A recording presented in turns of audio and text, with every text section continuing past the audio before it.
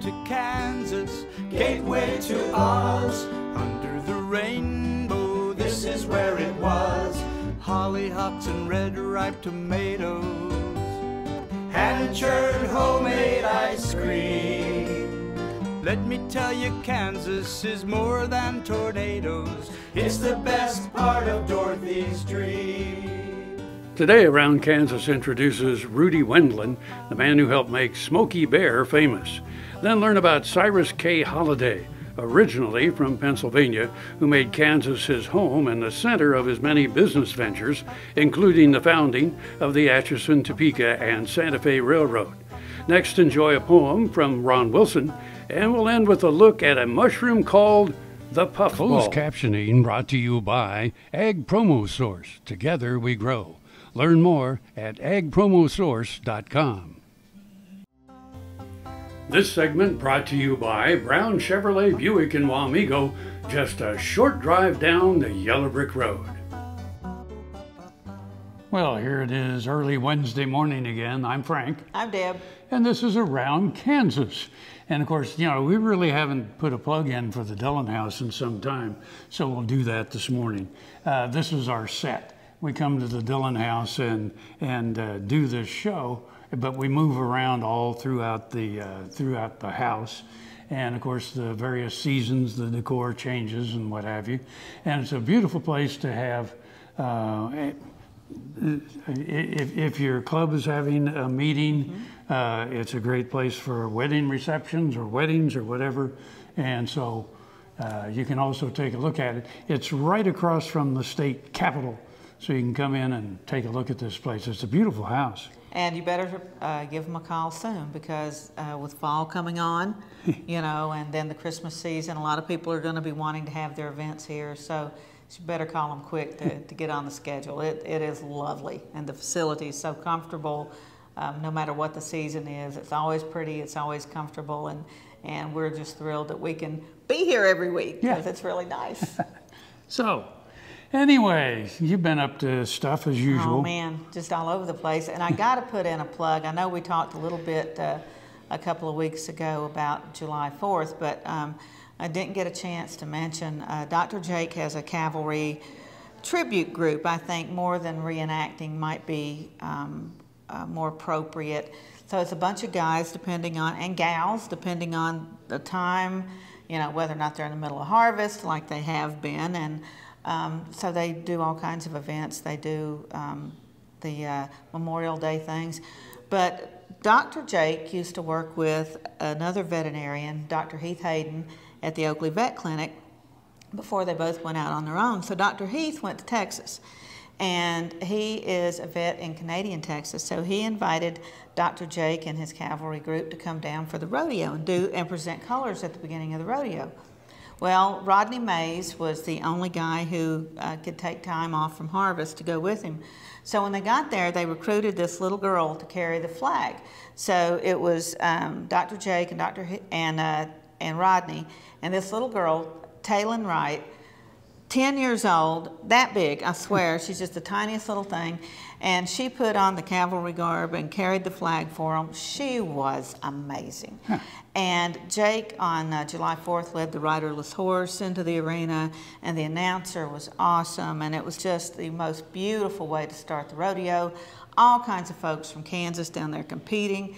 So, you know, the folks in Kansas that are riding rodeo, it's not just in the Kansas rodeos. They make us look good all over the place. And I can tell you, Dr. Jake and Rodney really made Kansas look good that day down there. And everybody in Texas knew that they were from Kansas. And at the 4th of July parade, they won a trophy for the best costumed horse and riders. And it was kudos, kudos. Yeah, I was so proud. All right. Hey, we have some great stories today, so stay tuned. We do.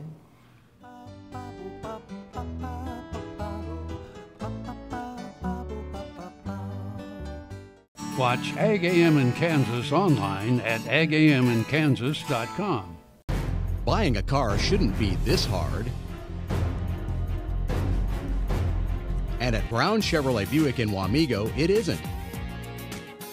It's actually awesome. Whether you want a new or used car or truck, Toby's team can make the deal. Even if you want to custom order a new car or truck, Toby's team can make the deal. See Toby's team at Brown Chevrolet Buick in Wamego. We're awesome. Lecompton. The name was splashed across newspapers throughout America and Europe. It was debated in the halls of Congress. Lecompton interprets its unique territorial history with 2 museums and other sites. Events throughout the year celebrate history and community. Experience the life of the mountain man, American Indian, trappers, and traders at the annual Bald Eagle Rendezvous, September 22nd, 23rd, and 24th. Spend the day in historic Lecompton, shopping, eating, savoring the rich history. Support Kansas agriculture education with an AgriTag. AgriTags are available anytime at your county treasurer. They look great on cars and trucks. For more information, go online to ksagclassroom.org. This segment brought to you by Kansas Regenerative Medicine Center. Your stem cells, your health, your life. We're back. So were you a Smokey Bear fan? well, yeah, the reason I'm chuckling is because, for so long, so many people, me included, called it Smokey the Bear. The Bear. The Bear. Right. But no, it's Smokey Bear. Smokey Bear. Right. That's right. That's right. And I did the same thing. So Kansas has a very unique connection to Smokey Bear. Do you know what that is, Frank? No, I do not. The artist that primarily drew Smokey Bear, not the first time, but that drew most of the images that we're familiar with, humanized him, is from Herndon, Kansas, and went to KU. Well, I know. Who knew? He, Rudy Wendelin, and he wound up living in Virginia and in the D.C. Suburbs, and just a phenomenal artist. And Smokey Bear, my God, there's hardly a more recognizable figure, icon, advertising personality, whatever the term. You're an advertising guy. What do you call those? What do you call him? Well, spokesperson, okay. but an animated spokesperson. But it would be an icon in this case, yes. Let's watch this segment about one of Herndon's most famous sons. And remember, only you can prevent forest fires. Rudy Wendelin was a United States Forest Service employee and the best-known artist behind Smokey Bear, according to the Forest Service's website. Beginning in 1944, Rudy became the full-time artist for the Smokey Bear campaign. He was considered Smokey Bear's caretaker until his retirement in 1973. Rudy was born in Herndon, Kansas on February 27, 1910. He studied architecture at the University of Kansas and studied art at several art schools. He went to work for the U.S. Forest Service in 1933 as an illustrator and draftsman. He served in the United States Navy during World War II and returned to the Forest Service after the war. He completed hundreds of paintings of Smokey Bear. He was not the first to draw the icon, but in his hands, Smokey morphed into the more human image that most Americans recognize. In 1944, Smokey appeared on a poster with the slogan, "Smokey says care will prevent 9 out of 10 forest fires." 3 years later, Smokey's mantra had been amended to the now familiar, "Remember, only you can prevent forest fires." In May 1950, a fire started in the Capitan Gap of New Mexico's Lincoln Forest, destroying 17,000 acres of woodlands. Among the survivors, a 3-month-old black bear cub discovered clinging to a singed pine tree by a crew of firefighters brought in from Texas. A game warden and his family nursed the injured cub. The Forest Service saw in this orphaned bear the opportunity to bring the cartoon to life. The small bear was named Smokey and went to live at the National Zoo in Washington, D.C. His illustrator, Rudy, received the Medal of Honor from the Daughters of the American Revolution in 1998 for his work on the Smokey Bear campaign. Rudy also designed several commemorative postage stamps. Among these were a stamp honoring John Muir, one honoring John Wesley Powell, and a Smokey Bear stamp in 1984. Rudy died from injuries suffered in a car accident in Falls Church, Virginia in 2000. But what an amazing legacy he leaves America.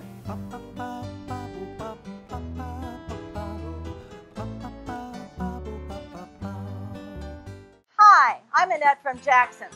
Our annual gigantic sale will be this Saturday. where every plant in the greenhouse and in our nursery, from annual to perennial, shrub, tree, or water plant, will be half price. Don't miss our biggest sale of the year. WIBW Jackson's Greenhouse Garden Club members can shop Friday, Saturday, and Sunday when they present their membership card. They'll receive the 50% sale prices. Jackson's Greenhouse has what you need today. When your living depends on agriculture, you can depend on KFRM 550 AM.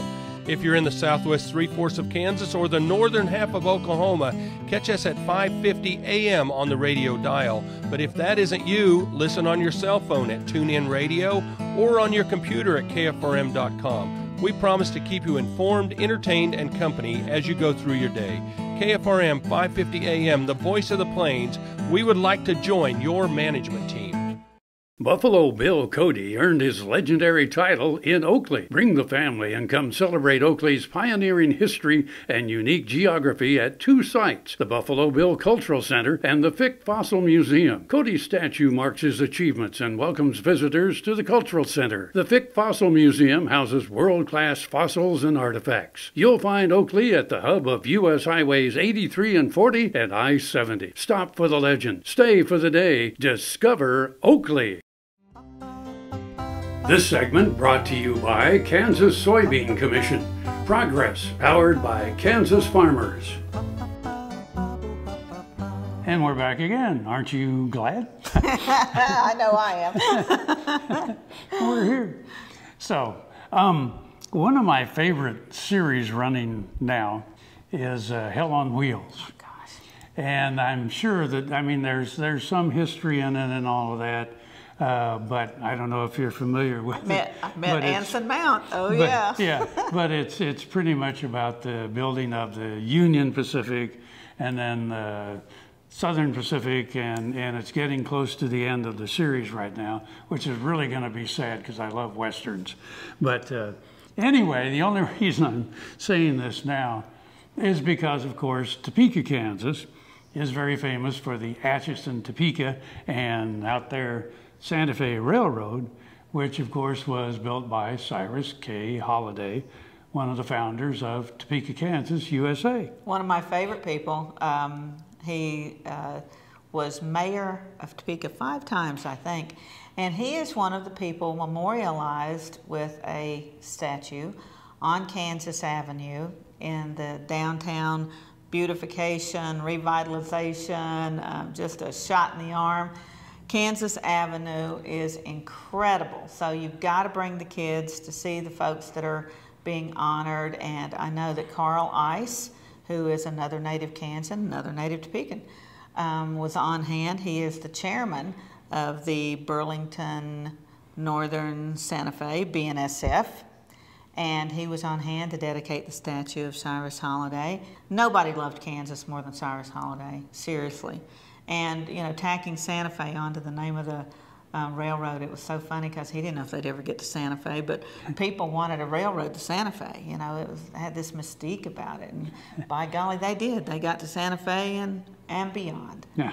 So let's take a look at this famous Kansan. Cyrus Kurtz Holiday was born in 1826 near Carlisle, Pennsylvania.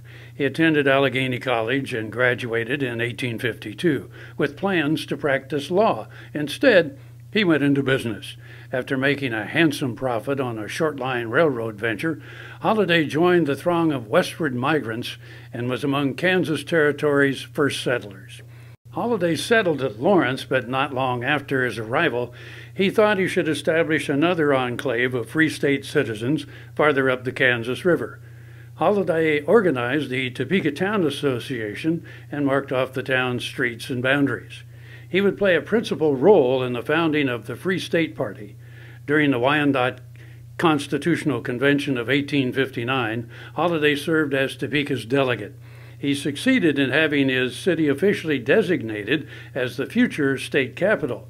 He was elected to the first of many terms as mayor of Topeka, and he would help found the Kansas Republican Party, serving in both the territorial and state legislatures. In 1859, Holiday began plans on the construction of a railroad to run from Atchison along the Santa Fe Trail, his most notable business venture. The groundbreaking for the Atchison, Topeka, and Santa Fe took place in 1868. Holiday served as the ATSF director until his death in 1900. Holiday received the honorary, though unofficial, title of colonel, which he carried for the remainder of his life while supervising a Free State regiment during the Wakarusa War of 1855. During the Civil War, Holiday served as the Adjutant General of Kansas, in which capacity recruited soldiers and ensured that supplies were sent to the front.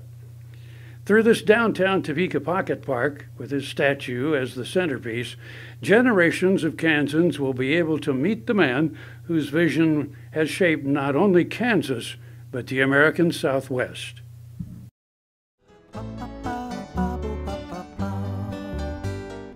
Bill Rischel here in North Platte told me about Kansas regenerative medicine, and after talking to Dr. Pope, we did a lot of reading and researching, looking on the internet about it. I guess the thing that impressed me is that he told me, he said, if we don't think it's going to help you, we're not going to do it. I'm a former athlete, played college basketball, had some severe trauma on the right ankle. This brace is what I had to wear all the time. Now I don't wear this during the day. That's a real improvement for me. Encourage anybody that's interested to go down and do a consultation with them.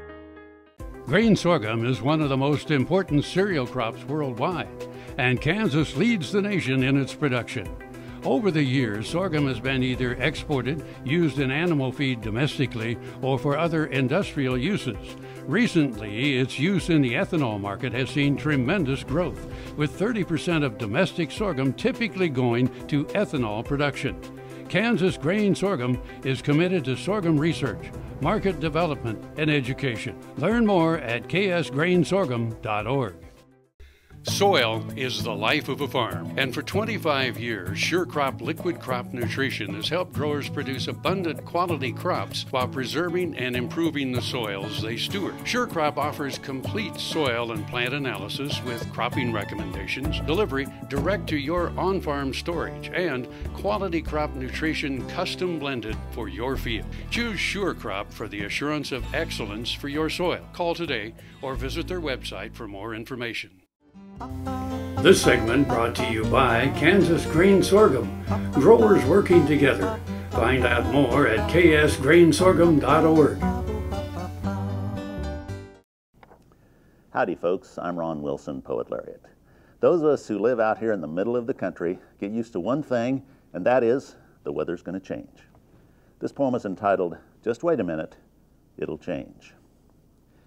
We've had lots of winter weather, so when we got a thaw, the chance to get outside was really quite a draw. It felt like cabin fever, so I was glad to get outside. Cleaned a feeder, built some fence, and managed to get in a horse ride. I stripped down to my shirt sleeves and got a whole lot of good work done, and found it was the spring's first exposure to the sun. The next day I was in the house a-paying some ranch bills when I heard a clap of thunder roll across the nearby hills.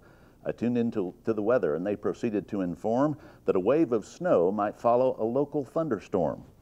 I just shook my head and went back to working on the books when what I saw out the window made me take a second look. Big, fat, wet snowflakes were falling from the sky. It looked like a full-fledged blizzard passing by. I finished up my paperwork and bundled up to do my chores and found the sun shining brightly across the great outdoors. It made me think about the weather pattern in this Kansas land. It'll change so dadgum fast that it is hard to understand. And I said to my wife as the weather made its turn, you know you live in Kansas when it snows on your sunburn. Happy trails.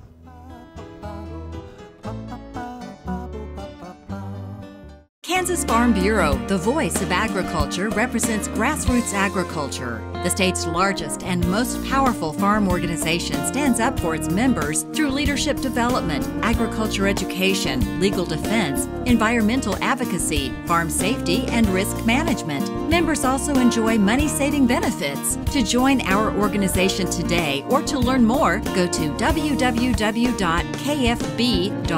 or find us on Facebook and Twitter. The Kansas Wheat Innovation Center in Manhattan is rediscovering ways to get improved varieties and new genetics in the hands of farmers faster. Grower-led and checkoff-funded research initiatives are bringing about positive change. This grassroots leadership provides a strong voice in Topeka and Washington, D.C. Now is the time to partner with Kansas Wheat in moving wheat forward. Kansas Wheat Commission and Kansas Association of Wheat Growers. Farmers investing in their future and yours. Log on to rediscoverwheat.org. Valley Vet Supply is devoted to providing information and professional quality products at reasonable prices. Valley Vet Supply. This segment brought to you by Kansas Farm Bureau, the voice of agriculture. To join today or more information, go to kfb.org or find us on Facebook and Twitter. Welcome back, folks. And I have done in various times been a cooking expert or have played an expert on TV. Let's put it like that. I'm not really an expert in anything. I just play one on TV. I love mushrooms, and I had not experimented, and I just mean in the culinary fashion, with mushrooms until I moved to Kansas and people ate morels.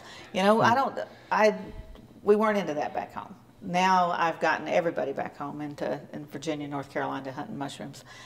So once I tasted a morel, I thought, well, there's other stuff out there that's edible. Lo and behold, there is. And one of them is the common puffball.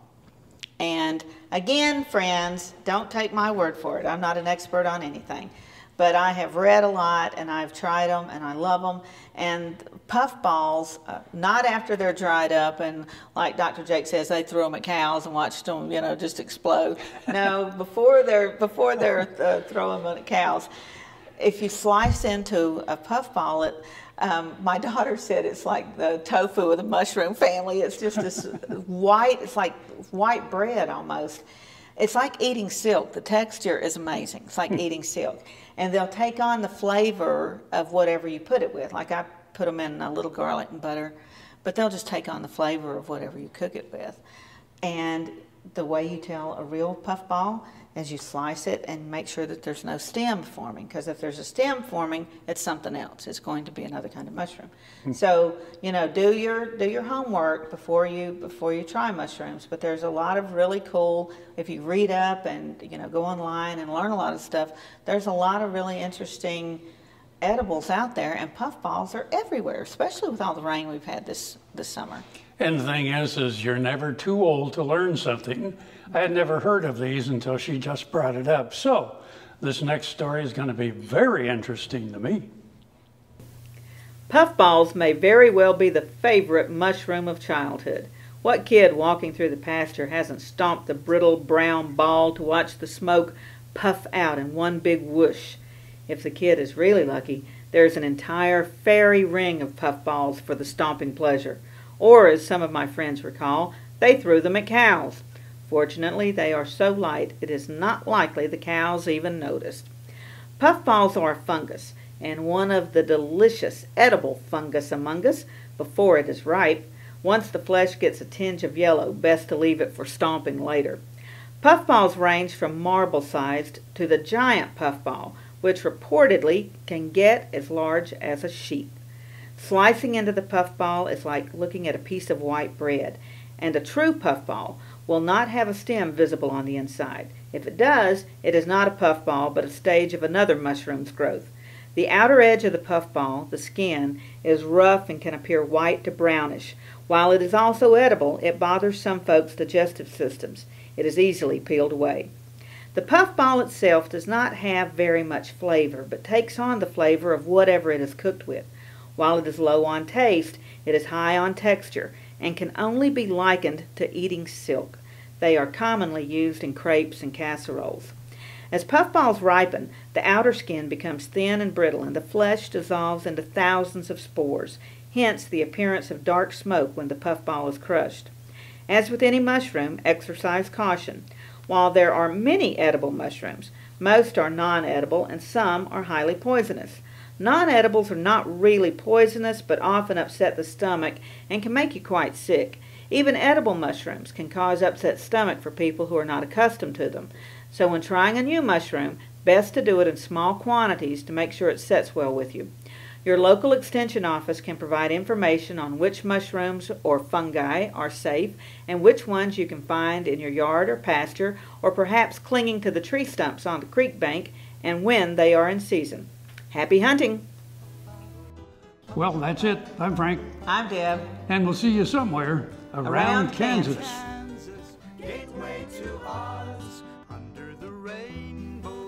Closed captioning brought to you by Ag Promo Source. Together we grow. Learn more at agpromosource.com. Let me tell you, Kansas is more than tornadoes. We're the best part of Dorothy's dream. We're the best part of